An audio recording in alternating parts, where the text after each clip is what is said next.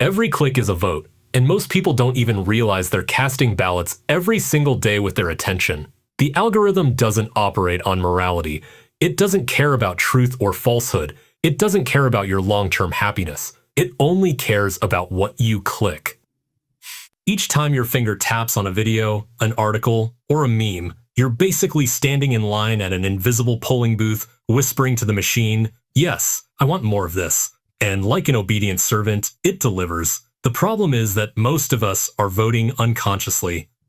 We don't stop to think, do I really want my brain flooded with endless outrage, cheap entertainment, or mindless scrolling? We just click, and those little taps pile up into a lifestyle we didn't choose on purpose.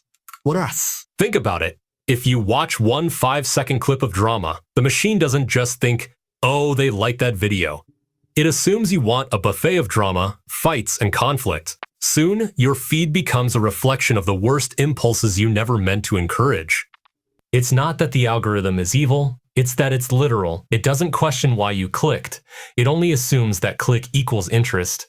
And when you add up months or years of these tiny unconscious choices, you realize your mental diet is full of empty calories. You've been voting for distraction, voting for outrage, voting for quick dopamine hits instead of depth, meaning, or growth.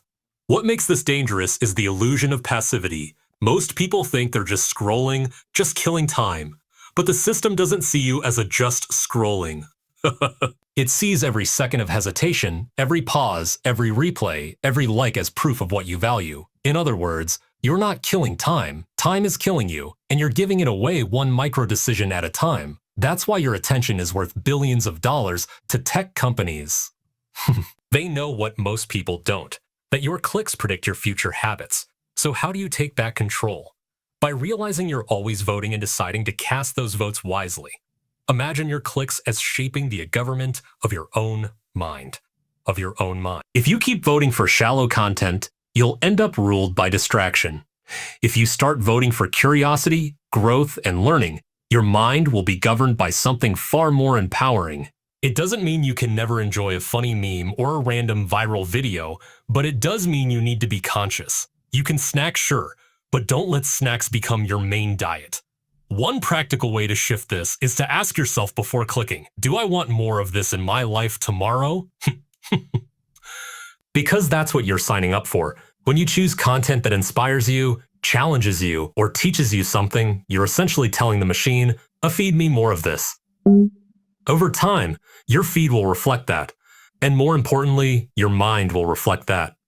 Every click is a micro-choice about the person you're becoming. Do you want to become someone addicted to outrage and distraction, or someone who can focus, grow, and think clearly? The algorithm doesn't get to decide that for you. You do. But only if you start treating each click like it matters. Because it does. Your attention is a currency, and every time you spend it, you're shaping your future. If you don't take that seriously, someone else will happily profit from your ignorance. In the end, saving yourself from the algorithm isn't about deleting everything and living off the grid. It's about reclaiming your responsibility as the one casting the votes. Your clicks are not random.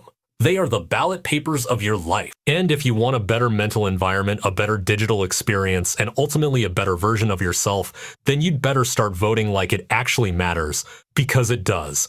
Outrage is the easiest drug, and most of us are hooked without realizing it.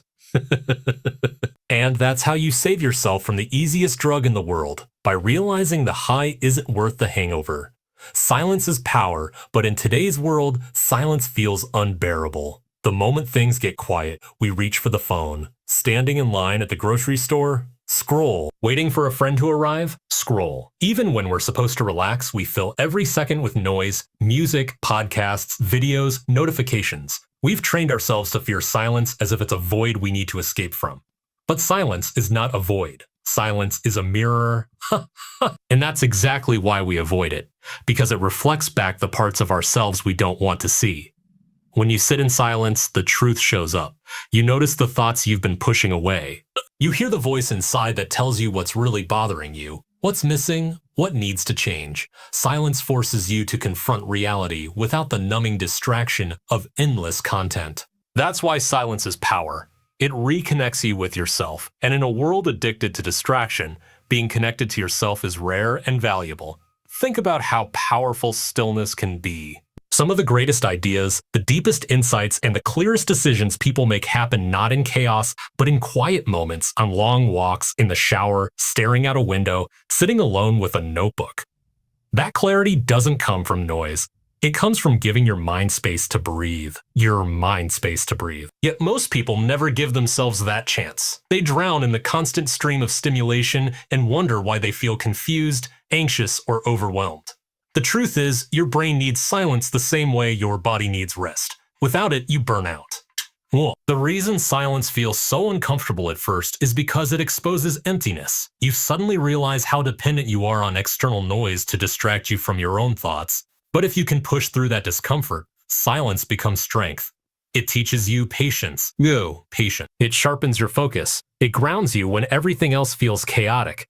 Instead of reacting to every notification, every trending topic, every drama, you create a space inside yourself that can't be shaken so easily. There's also another layer to silence: power in relationships. In conversations, silence can be more persuasive than words. The ability to pause, to listen, to not rush in with noise creates depth. People feel heard. Tension settles. Wisdom surfaces. The loudest person in the room usually has the least control. The person who can sit comfortably in silence holds the real authority. In a world obsessed with constant output, silence also becomes an act of rebellion. The algorithm can't monetize your quiet. It can't track your thoughts when you're sitting with a blank page or watching the sunset without posting it. Silence starves the machine that thrives on your constant engagement. Choosing silence is a way of saying, I won't let you own my attention every second of the day. That decision gives you back your autonomy. Practical silence doesn't mean meditating on a mountain for 10 years. It means carving out little pockets of stillness in your everyday life. Leave your phone behind on a walk. Sit in your room for 10 minutes with nothing but your thoughts. Don't rush to fill every pause in conversation. These small choices build mental muscle. They remind you that you don't need constant stimulation to feel alive. In fact, the absence of noise is often where you feel most alive, most real. The people who master silence master themselves. They don't get dragged into every emotional storm. They don't confuse busyness with meaning. They don't need the world's noise to validate their existence. Their strength comes from within, and silence is the training ground for that strength. So if you want more clarity, more focus, and more control over your life, stop running from silence. Sit with it, learn from it, protect it. Consume wisdom, creativity, and truth, and you'll start to embody those qualities yourself.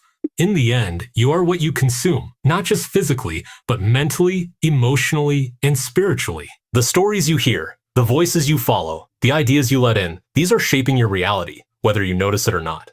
So don't hand that power over to algorithms or advertisers. Take it back. Curate your inputs. Be ruthless with your attention. Feed your mind the way you'd feed your body if you wanted to be strong, clear, and unstoppable. Because the life you live tomorrow will be built from the content you consume today.